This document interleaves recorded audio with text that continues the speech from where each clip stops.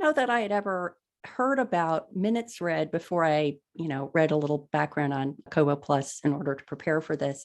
And it's interesting because I can easily imagine how per page platforms, and setting aside the gamers for a moment, people who are legitimately reading it, it's easy for me as a non-techie person to understand how the retailer would track or the platform would track pages read, but minutes read seems harder to understand. What happens if somebody puts down their e-reader and goes and makes a cup of tea?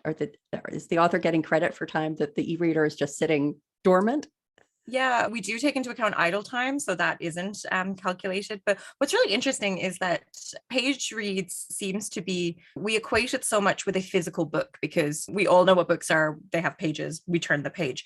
But when it's a digital product, pages don't actually mean anything. You increase your font, pages increase, you decrease it, the pages decrease again. The number of pages that your book has is completely customizable and changeable.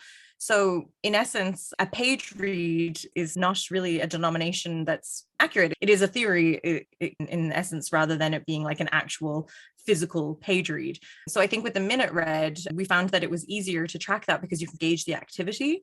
So we do have lots of parameters around it. So we're taking out idle time. We're syncing it also. We're tracking this when you're reading offline. So you don't have to be connected to Wi-Fi. But then when you are connected or you sync your device again, we take into account the page reads after the fact. And it also allowed us to treat ebooks and audiobooks in the same way and have the same payout model for both. So that was one of the real key incentives of moving to this sort of model, was to be able to treat them both the same.